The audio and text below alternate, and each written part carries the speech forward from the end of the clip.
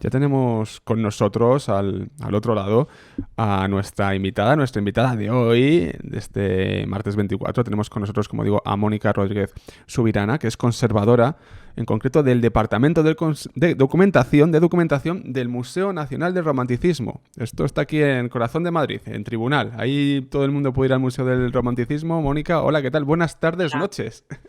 eso es. Buenas tardes. Muy bien. Muchas gracias por atender la llamada del Café de la Lluvia. Vamos a conversar contigo porque eres la comisaria de una exposición que se titula Por una sonrisa a un mundo, caricatura, sátira y humor en el romanticismo. Es una... el título es sugerente, ¿eh? Eso hay que decirlo. Vamos a indagar en el humor del siglo XIX, en la sátira, en esta exposición temporal que tenéis hasta el 26 de febrero, si no me equivoco. Eso Es es. gratuita, además, se puede ver de manera gratuita en el propio Museo del Romanticismo. Vamos a hablar sobre esta muestra. Si te parece, Mónica, vamos a meternos en el escenario. Lo primero que vamos a hacer es saber de qué se compone la muestra, no ir, digamos, documento a documento o pieza a pieza, pero sí tener una idea de los fondos, ¿no? De dónde proceden los fondos que articulan esta muestra, si son todos del Museo del Romanticismo o hay algunas instituciones que también han prestado cosas para, como digo, mostrarnos esta mirada sobre la sonrisa, el humor, la sátira ácida, en todo caso, en el siglo XIX en la prensa. Sí. Pues bueno, el título, como has dicho, ya dice muchas cosas. Queríamos que fuese sugerente, pero también que contase muchas cosas, porque en principio una exposición de papel siempre es un poco más difícil, es más dura. Pero la exposición pretende arrancar sonrisas, hablar del humor. Hablar del humor en principio siempre es muy aburrido, porque el humor se vive, se expresa o se siente o se difunde. Pero en la muestra hemos creado un recorrido a través de 42 piezas, la mayoría de ellas son del museo, de la hemeroteca del museo. Hemos buceado en la prensa que conservamos para destacar aquellos ejemplos que articulan el discurso y hemos pedido solamente 3 préstamos a la Biblioteca Nacional, bueno, que son insoslayables. Si hablamos de caricatura, como dice el título, sátira y humor en el romanticismo, no podíamos dejar de hablar de los Borbones en pelota, y por eso hay 2 de las acuarelas de los Borbones en la exposición, y otro ejemplar que es un pequeño gran desconocido, porque hay muchos investigadores que lo conocen, pero un cuaderno de Valeriano Becker, donde bueno, pues uno de los artistas románticos más característicos, ligado al costumbrismo, también utiliza la sátira y la caricatura para plasmar su realidad, que es un poco de lo que va a la exposición. Es de cómo en el romanticismo el humor se convierte en una forma más de expresión, tanto de cuestiones políticas como sociales, etcétera, y que va embuyendo todas las facetas de la vida, sobre todo el arte, y se va plasmando en la prensa. Claro, que ya con estos fondos sobre la mesa apuntabas a eso, al hermano de Gustavo Adolfo Becker, a Valeriano, que es menos conocido para el público general, pero sí que es importante también por varias cosas y por esta obra ya atribuida, ¿no? Porque aquí ya abrimos ya fuego, es atribuida a Valeriano, porque había dudas. Los Borbones en pelota. Sí. No, no. Las últimas, no, lo que se ha prestado son el Spanish Sketches, que es un cuaderno de dibujos de la Biblioteca Nacional, perdona si he llevado a confusión. Los Borbones en pelota, no. Las últimas investigaciones, sobre todo de Isabel Bourdiel, las desligan de los hermanos Becker, aunque sí que hubo mucho tiempo en el que estuvieron ligadas a ellos. Los Borbones en pelota en realidad son un enigma encerrado en un misterio. No se sabe quién lo hizo, por qué lo hizo, para qué, cómo se difundió aquello, hasta dónde llegó. Hay muchas cosas, cada vez sabemos más cosas de ellos, pero no todo. De hecho, ni siquiera conocemos todos los Borbones en pelota, porque son 111 acuarelas, de las que conocemos que conserva la Biblioteca 93, nada más.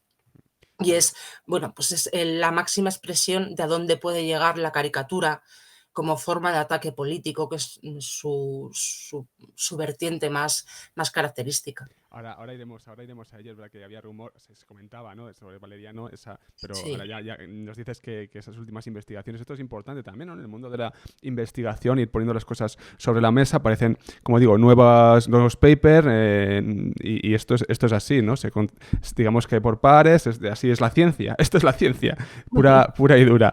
Nos has hablado de los fondos, ¿no? De un poco de cómo se articula la exposición. Vamos a ir ahora, si te parece, a hablar de esta prensa en el siglo XIX, porque claro, el siglo XIX es el siglo de la prensa. Esto es así, digamos que la prensa tiene un gran poder en este siglo, si bien es amplio el siglo. Hay momentos en los cuales en este siglo hay mucha censura. También esto es así, ¿no, Mónica? Por tanto, ¿cuándo es el punto, digamos, en el cual todo esto implosiona? Cuando ya la caricatura se hace en la prensa en este siglo XIX. ¿Había algún antecedente en el siglo XVIII o en el siglo XIX es cuando se comienza a realizar este tipo de humor en prensa?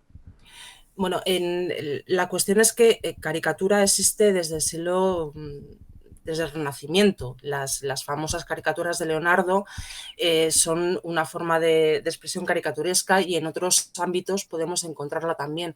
Lo que pasa es que durante el siglo XIX toma carta de naturaleza como un arte más. Cuando Baudelaire escribe lo cómico y la caricatura es porque la caricatura ya se ha constituido como una forma de representación visual entendida y requerida por toda la sociedad. Y es así en parte gracias a la difusión que tiene en la prensa. La prensa que, como bien dices, durante el siglo XIX cobra gran importancia, se empieza a hablar de la prensa como el cuarto poder, porque hay una serie de avances técnicos y de avances sociales con esa burguesía que tiene el poder adquisitivo y que tiene el poder intelectual para adquirir esa prensa, para manejarla, difundirla, etcétera, que hacen que la prensa tenga un gran poder durante el siglo XIX. Obviamente, como bien decías, durante el siglo XIX, sobre todo el español, la censura va a ser una constante, porque vamos de el momento más opresor, que puede ser el reinado de Fernando VII, la libertad que supuso el trienio liberal para volver a la vuelta del deseado, el reinado de Isabel II, etc. Cuando eclosiona, digamos, de forma como si fuese una botella de champán, pues en el año 68, obviamente cuando se va la monarca, cuando se va Isabel II, se crea, como dice Baudelaire, lo cómico y la caricatura, dice que todas las revoluciones conllevan una explosión de la caricatura y en el 68 obviamente es así, sobre todo en España se instaura durante breve tiempo una república, con lo cual y además se adopta una constitución que promulga la libertad de prensa y que hace que, bueno, pues que las caricaturas pueblen los ojos de la sociedad romántica y en un momento en el que la caricatura ya había recorrido un camino y era pues es una forma de representación que era querida y requerida por la sociedad. En cuanto a la prensa, eh, ¿quiénes eran los dueños de la prensa en este caso, ¿no? Porque al final el dueño de la imprenta es un poco quien tiene ese poder para poner una u otra caricatura, uno u otro texto. ¿Quiénes eran, por norma general, aquellas personas que tenían en su poder los periódicos? ¿Quiénes eran los dueños, en definitiva? Bueno, pues hay muy variados, porque si bien es verdad que allí donde se va a alojar la caricatura y sobre todo la caricatura de sesgo político va a ser fundamentalmente en los grupos liberales, porque obviamente si estamos hablando de un periodo eminentemente monárquico y eminentemente opresor, pues aquellos liberales muy unidos además al movimiento romántico van a ser los que difundan estos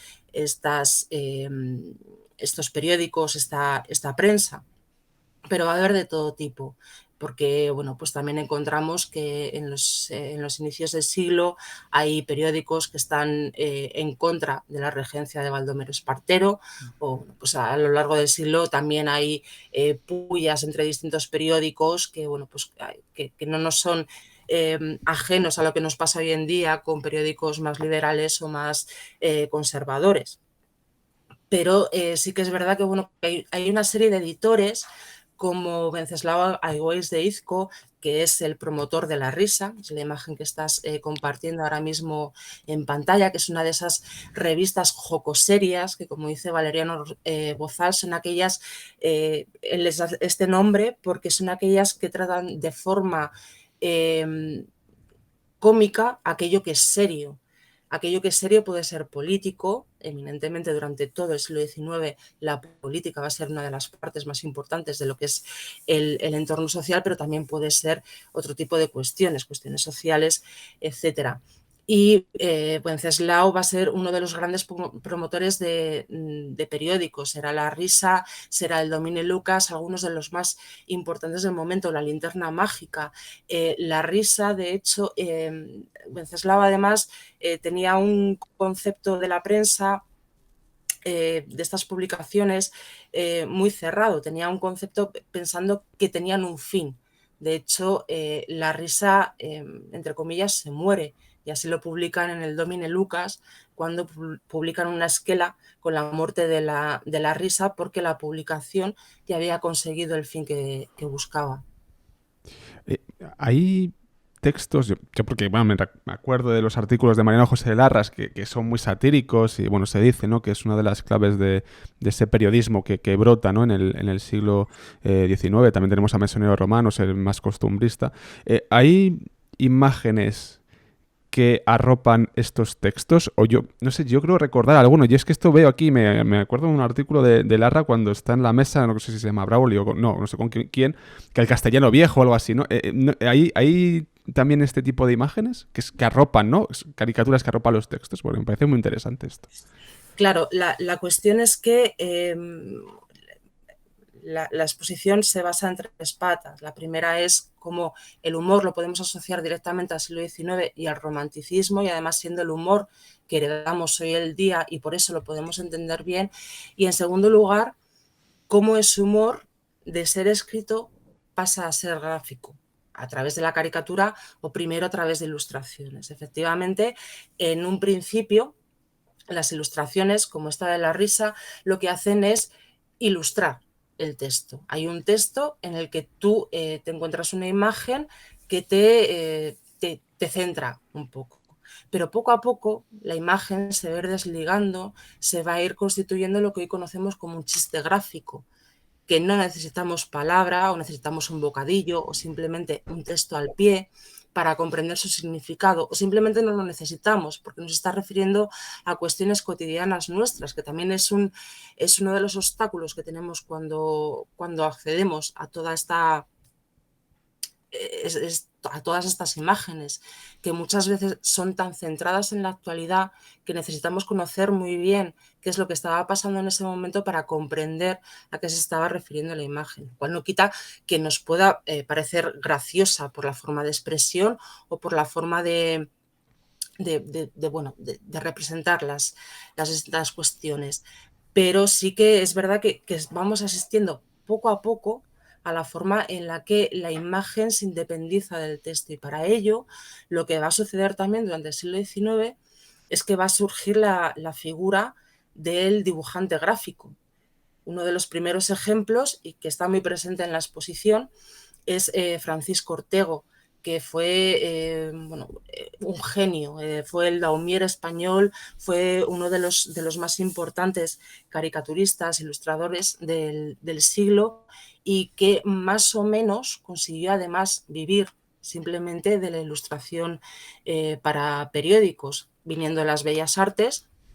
Obviamente también practicaba otro tipo de arte, pero casi consigue ya vivir de ello hasta lo que será, pues lo que hoy conocemos como un artista gráfico que vemos en los periódicos todos los días. Qué bueno. Y es complicado. Hoy es complicado, no me quiero imaginar en aquella época lo que sería de complicado vivir de esto. Qué barbaridad. Qué barbaridad. Vamos a ir viendo también imágenes, como te había comentado antes, y vamos a ir comentando. Pero de todas maneras, con esta de fondo también quería preguntarte, ¿quién accedía a la prensa? ¿Quién leía la prensa? ¿Y quién visualizaba este tipo de imágenes, de caricaturas? Porque, bueno, me imagino que habrá varios estadios, por así decirlo, y a lo mejor lo que uno compra llega a más gente porque lo muestra. Entonces, ¿cómo era este mecanismo? Claro, unido a la eclosión de la prensa durante el siglo XIX está íntimamente ligado la eclosión de la burguesía. La burguesía va a ser la que tenga el poder adquisitivo para comprar los periódicos y la que tenga el poder intelectual para entender, primero para leer el texto y segundo para entender a la que se está refiriendo y las imágenes que está representando. La cuestión es que la burguesía lo que hace es ampliar mucho más la esfera, la esfera de poder, digamos, de alguna forma la burguesía va a ser una capa cada vez más importante de la sociedad, por lo tanto va a llegar cada vez a más gente.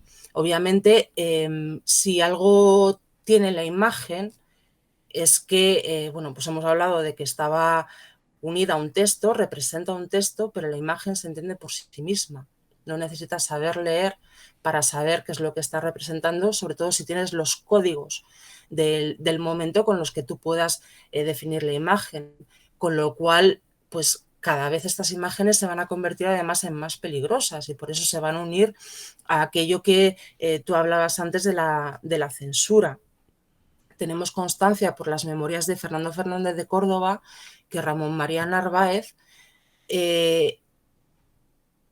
odiaba, permíteme la expresión, especialmente las caricaturas que sobre él se representaban, porque consideraba que eran mucho más hirientes que la palabra escrita. Llegaría a decir que, que no bastaba con secuestrar todos los números de un diario, sino que habría que matar a los periodistas, porque la imagen obviamente es mucho más poderosa que la palabra porque llega mucho más lejos. Madre mía. Era el general Narváez, ¿no? Sí, sí, Eso sí. es, eso es. El general Narváez, madre mía, claro. ¿A quién le chista el general Narváez? Claro que fue presidente y que bueno, que Sí. tenía una buena comidilla detrás. No, desde luego. Estamos viendo imágenes ahora mismo con nuestra invitada. Si quieres, no sé si quieres comentar esta imagen. En concreto, la que estamos viendo es no sé, es un hombre de avanzada edad que está de pie, tiene un escritorio al lado. También lo cuento así para los oyentes del podcast, porque esto también irá en podcast. Está un poco, no sé si gruñón, no sé la cara y la expresión, con esos anteojos y leyendo algo. ¿Esto quién es? Cuéntanos un poquito. El título de la estampa, porque nosotros esto lo conservamos en estampa en el museo, es Un hombre leyendo la postdata. En realidad, esta es una de las ilustraciones que acompañaba a los españoles pintados por sí mismos, que es una de esas publicaciones que, derivando del costumbrismo, una de las vertientes literarias más importantes del siglo XIX, tipifica a todos los tipos humanos que hay en el país, desde el ama del cura hasta el cesante, hasta el empleado público, etcétera, etcétera, etcétera. Este hombre en la exposición a lo que nos viene a introducir es una de las dos primeras piezas que vemos, junto con la anterior que pusiste, la primera página de la risa, es esa sociedad que tiene acceso a la prensa y cómo esa prensa se va difundiendo. Pues este hombre, lo que cuenta el texto que acompaña esta imagen, es que su trabajo es leer los diarios, etcétera, etcétera. Es esa difusión de la sonrisa, porque en la postdata, tal y como presentamos en la exposición, también había imagen. La postdata es además uno de esos, es un diario que era contrario a la regencia de Espartero. Presentaba imágenes, son el antecedente de la caricatura en nuestro país porque es una estampa, es una ilustración, pero sí que ya hay crítica política, ya se ceba en, bueno, pues en hacer crítica de los acontecimientos políticos del país. Esta que estamos viendo ahora mismo, que son 3 personas, veo, bueno, pues no sé quién es el de la lanza, parece un bufón, o está pintado como un bufón, en el centro hay una persona de espaldas con unas tijeras detrás, me imagino que esto va por algo de censura, y otra persona también, perdón, en el lateral, que también tiene unas tijeras, unas tijeras, esto está vinculado a la censura, claro, entiendo. Sí, esta es una, bueno, nosotros en el museo lo conservamos como estampa, pero apareció publicado en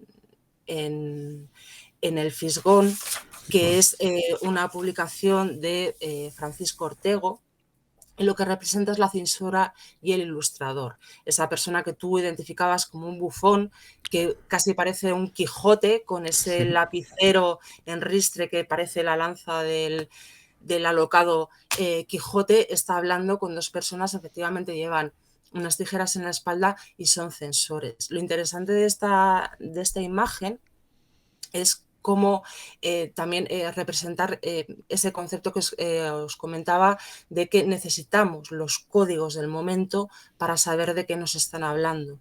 Estos dos personajes llevan un sombrero, que es un sombrero calañés, es típico de Andalucía. Además, en la figura de la izquierda, que está representada de perfil, se identifican los rasgos de González Bravo, que era ministro durante el gobierno de Ramón María Narváez. Narváez también era andaluz y todos sus ministros eran andaluces. Cuando estamos viendo a dos personas con sombrero calañés, estamos viendo a dos andaluces, referencia al gobierno. Encima es González Bravo, encima es un censor. Aquí lo que se está aludiendo es que, porque la ilustración es del año 65, se está aludiendo a un proyecto de reforma de la ley de imprenta que lideró González Bravo, que pretendía oprimir mucho más, que pretendía coartar mucho más las libertades, que ya estaban bastante mermadas en cuanto a libertad de prensa que existía. Porque, bueno, podemos hablar de coacción de la libertad de prensa, pero es que hay que tener en cuenta que había normas como que se podían suspender publicaciones, se podían secuestrar diarios enteros, se podían secuestrar ilustraciones, porque desde el año 1822, en todas las leyes de imprenta, no solamente se hablaba sobre el contenido escrito, sino también sobre la imagen, relacionándola ahí con esa aversión que tenía Narváez a la imagen, porque obviamente, como te decía, una imagen habla más que mil palabras, como siempre. Hace Pues, más pupa. efectivamente, llega muchísimo más lejos. Entonces, esta ilustración lo que está aludiendo es a esa reforma de González Bravo y a esa coerción a la prensa que llegó a que hasta 20 editores de periódicos pues, firmaran un manifiesto para que no saliese a la luz la ley. No salió, pero en el 67 sí salió y las publicaciones se redujeron muchísimo. Vamos a ver alguna más, no vamos a ver todas, ¿eh? No te preocupes que tampoco vamos a ver todas, simplemente algunas Son que... 42, o sea que... Ya, por eso, no, Mejor. no, no, no, no. Sí que hay alguna interesante para hablar del tema, ¿no? En cuestión. Yo voy pasando, no tiene por qué. Esta tengo que comentarla porque esta es la imagen que ha salido en los libros de instituto de bachillerato, en todos los libros de la historia de España. En segundo de bachillerato, esta imagen sale. Ujú. Bueno, yo ya tengo unos años, ¿no? Pero me acuerdo de esta imagen y he visto libros de otras generaciones y esta imagen sigue, y tengo amigos profesores. Esta imagen, aquí hay profes que lo digan, sigue vigente. Entonces, hay que comentarla, además está coloreada. Bueno, esto es una maravilla, ¿no? Esto es una crítica política. Se colocan reyes. Bueno, aquí hay una, digamos... No sé cómo... Bueno, hay una cola de gente, están delante de un cartel enorme y detrás hay una persona, no sé si es un escribano o qué es, un recaudador, sí, porque es como una... No sé si es para alquilar, bueno, en fin. ¿Esto qué es? Esto es una... Vale.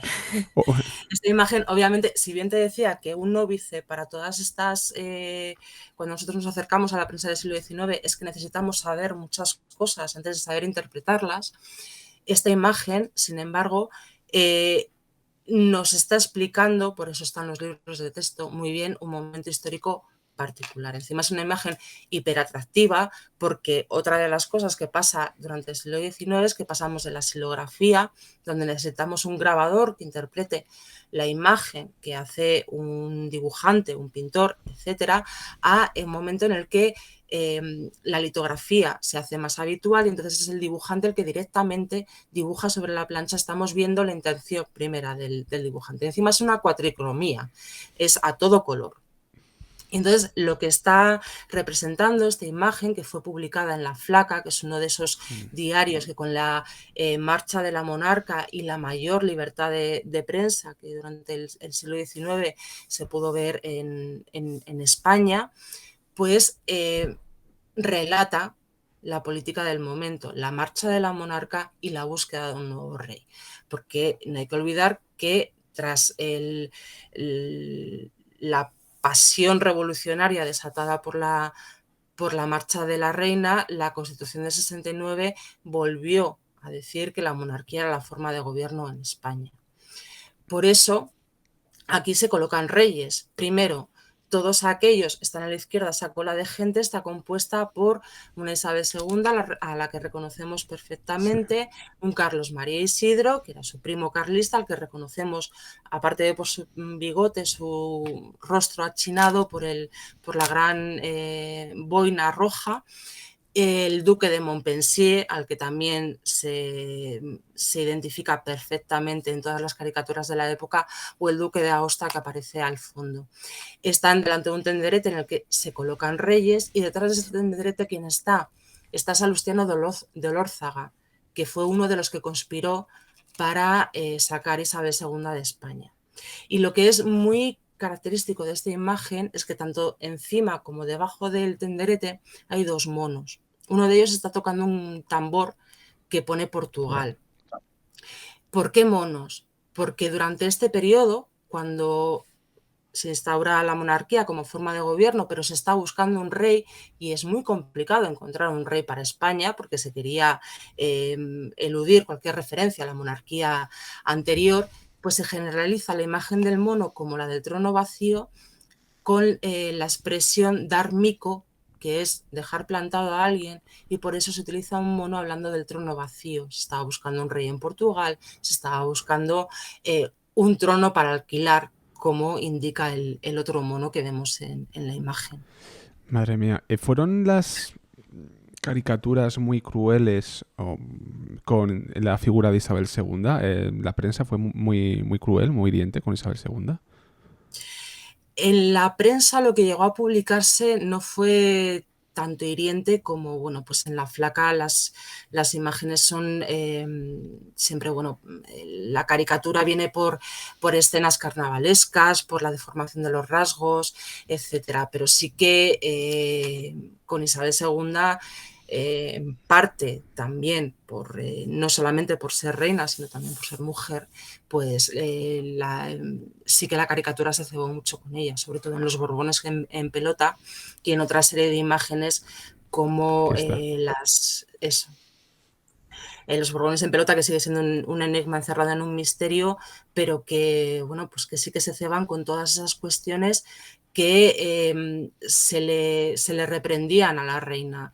El hecho de tener los amantes, el hecho de fiarse de su camarilla, el hecho de que su esposo fuese un cornudo, todas esas acuarelas que componen los Borbones en pelota se ceban en esas escenas. Y no solamente utilizan la caricatura, sino que utilizan la pornografía, que ya es el no va más, porque la caricatura puede utilizar lo carnavalesco, como en esta imagen, o los desfiles, o otra serie de recursos, poner a los personajes en situaciones controvertidas, pero ya la pornografía ya es el no va más. Y sí que a la reina Isabel II se la criticó mucho, su reinado tenía mucho que criticar, pero también mucha de esa crítica eh, se justificaba por el hecho de ser una mujer la poseedora del trono. En el caso de los Borbones en pelota, ¿cómo se difundía?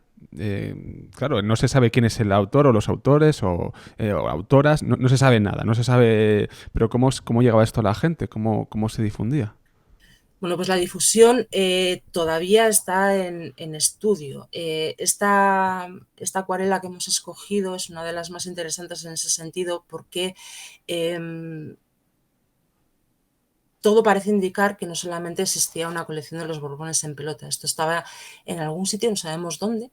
Tampoco sabemos muy bien si estaba encuadernado. Suponemos que sí, por otra de las acuarelas que componía un álbum, pero sabemos que muchas de estas acuarelas no fueron únicas, sino que fueron copiadas. Algunas de ellas aparecen en prensa, o esta, por ejemplo, aparece con modificaciones por el texto al pie que conlleva, o ligeras modificaciones en la imagen. Aparece en una fotografía que se ha encontrado en una colección privada, con lo cual, bueno, los medios de difusión son todavía, estamos hablando de imágenes pornográficas, no solamente de imágenes que ataquen al poder. La pornografía siempre ha sido algo clandestino y siempre ha tenido, desde los inicios de la fotografía, un gran aliado en la fotografía, porque, bueno, pues es algo clandestino, es algo que no es lo mismo pasar una acuarela grande o un álbum grande que pasar una fotografía. Es, como te digo, es un misterio. Hay muchísimo que nos queda todavía por saber de esta colección de acuarelas. Además, no las conocemos todas todavía. Todas las que conocemos, las 93 de las 111 que sabemos que existían, se conservan en la Biblioteca Nacional, pero todavía no las conocemos todas. Con lo cual, todavía creo que esta novela decimonónica va a dar mucho que hablar. Pero no es Valeriano, que quede claro que no es Valeriano Becker en inicio. Dejemos a Valeriano tranquilo, que no es el autor. Vamos a pasar a alguna imagen más para comentar. Vamos a ver alguna de ellas. Me interesa también, bueno, hemos hablado un poco del tema político, bueno, un poco bastante del tema político, ¿no? Digamos que en el siglo XIX, Mónica, la sociedad como tal se politiza o se mete más en política, se amplía el abanico. Hemos hablado de las costumbres, de las críticas de las costumbres, que es algo que también se hacía en el 18 y se sigue haciendo en el 19, criticar las costumbres. Bueno, pues el Larra, también Sonero, de otra manera más suave, más los retrataba de otra manera. Y aquí hay una cosa muy interesante que a mí me apasiona. El romanticismo ya como movimiento literario artístico, hay críticas a los románticos y hay críticas a los clásicos, ¿no? Había románticos y clásicos. Aquí hay una pelea, hay una pelea entre dos fuerzas sin igual. Y me gustaría detenerme un pelín en esto. Y los amigos del Café de la Lluvia que estén en Twitch, por favor, que siguen hacer alguna pregunta, es el momento ahora, que ya estamos estamos final. Cuéntanos un poco cómo es esto, ¿no? Háblanos brevemente del movimiento romántico, cómo se expresa en la prensa y esa mirada crítica sobre los propios románticos y los clásicos, esas peleas. Ponnos un poco en contexto. Bueno, pues es... siendo una exposición de Museo de Romanticismo, aparte de ser un tema apasionante, no podíamos pasar de puntillas por él. En la literatura, ya desde 1817, se rastrean las primeras críticas al romanticismo en nuestro país. Estamos hablando de que el romanticismo en España lo solemos constreñir al reinado de Isabel II, 1833 al 68. Y sin embargo, ya desde el 17 se empieza a hablar de los románticos, porque el romanticismo fuera de nuestras fronteras aparece mucho antes. Es esa nueva moda, son esos modernos a los que se empieza a criticar. Son los clásicos, son los antiguos, son los sensatos, según ellos mismos, los que critican esta modernidad. Pero hay un pico en esas críticas a los románticos en España, que es el año 35 a 38. Y esto, bajo mi punto de vista, no es casual, porque es en el año 35 cuando aparece la revista El Artista, a la que pertenece esta ilustración que estás mostrando ahora mismo, que nos muestra a un romántico. El Artista es una revista que dura 2 años, que editan Federico de Madrazo, pintor, y Eugenio de Ochoa, escritor. Son 2 románticos por excelencia de nuestro país que editan una revista, El Artista, con la que pretenden difundir los ideales del movimiento en nuestro país. Entonces, en el número 3, lo que hacen es definirse a sí mismos, definir al romántico. Y lo hacen en oposición al clásico, porque todo lo nuevo siempre se define en oposición al antiguo. Y porque, como ya venían las críticas de antes, tienen que defenderse de esas críticas. Entonces, así lo hacen con el texto de Ochoa y la estampa de Madrazo, que vemos aquí en la imagen, con la figura de un romántico elegantemente vestido, porque es una de las cosas que se va a criticar a los románticos, su indumentaria, sus melenas,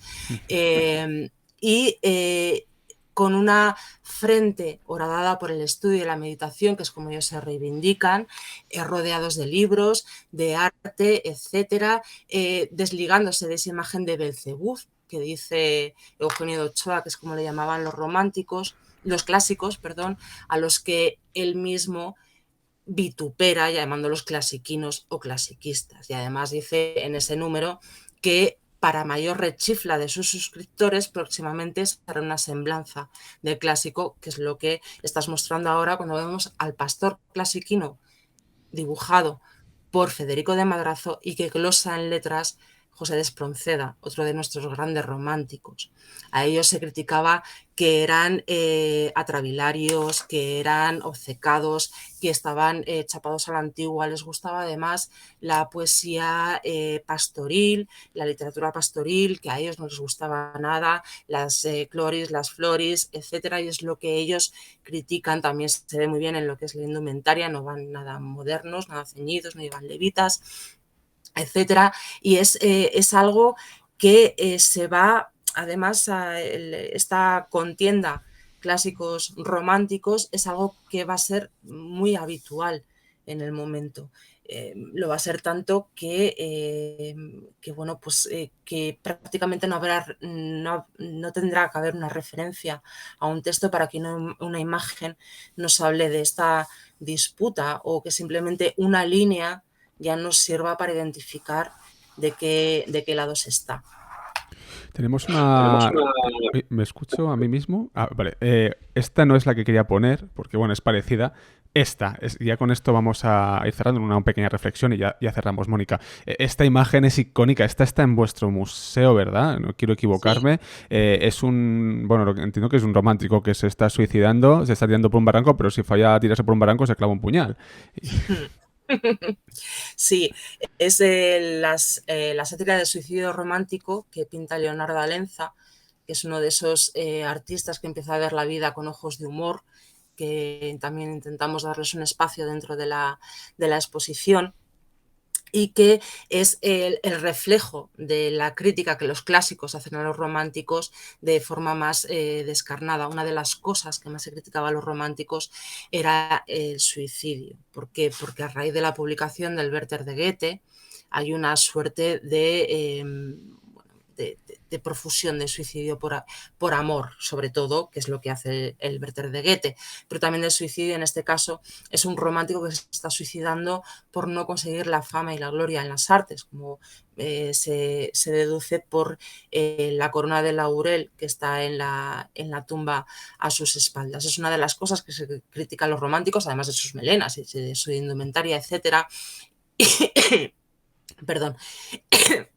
Así como otras cuestiones como el tema del duelo, que también se identifica mucho con los románticos, porque, bueno, pues como está ligado al honor, que es una de esas pasiones que saltan los románticos, pues también se llegan a identificar con el movimiento, y que son de esas cosas que los clásicos, como Mesonero, como Larra, también critica el duelo. Hay muchos autores que empiezan siendo románticos y luego derivan. Bueno, pues critican a los jóvenes del movimiento. El humor es capaz de mover, cambiar cosas. Era en la prensa del 19, su recepción era capaz de cambiar, no sé si gobiernos, habéis mencionado antes una ley de libertad de prensa, ¿es capaz de hacer estas cosas? ¿Es capaz de mover conciencias, de generar pensamiento crítico en una masa suficientemente fuerte para cambiar cosas? Bueno, pues Mariano José de Larra, en uno de sus artículos que habla de la sátira de los satíricos de 1836, ya hablaba del poder de lo cómico para educar a través de destacar errores, destruir prejuicios y falsas creencias. Quiero decir, a través del humor, a lo mejor las cosas llegan más suaves, no te das cuenta, entre comillas, de que te la están colando, pero te están contando cosas. Obviamente, si estamos hablando además de imágenes que van a aparecer en prensa, de palabras que van a aparecer en prensa, como creo que he comentado, en el siglo XIX la prensa es el cuarto poder. Obviamente tienen poder. Por eso a Narváez no le gustaba un pelo que hubiese críticas a su imagen, no le gustaba que hubiese críticas a su figura, ni escrita ni gráfica. Obviamente tienen poder, a lo mejor es un poder más silencioso, no es automático, pero sí que tiene mucha capacidad de remover conciencia, sobre todo eso cuando estamos en un momento en el que cada vez hay más gente que tiene acceso a esa crítica. Anteriormente no se tenía acceso a la crítica a no ser que te movieses en determinados círculos, pero ahora está al alcance de mucha más gente, no de todos, pero sí de mucha más. Mónica, muchísimas gracias de verdad por estar con nosotros en el Café La Lluvia. Te he robado un poco más de tiempo del que habíamos acordado, discúlpame, No te perdóname, preocupes. que como Nada. me sale mal, pero bueno, creo que ha merecido la pena y de verdad muchas gracias y quien quiera puede ir a ver la exposición, es gratuita hasta el 26 Y de febrero en el Museo Nacional del Romanticismo, está en calle San Mateo, ¿verdad? Ahí en Tribunal, número vamos, 15, sí. eso es. Y ahí pueden ver los oyentes. Cuídate mucho, gracias. Nada, gracias a vosotros por darnos la oportunidad de difundir la exposición y espero que os haya picado el gusanillo para que vengáis a verla todos. Gracias, Mónica. Adiós. Hasta Adiós. luego. Hasta luego, adiós. Pues ahí teníamos a nuestro...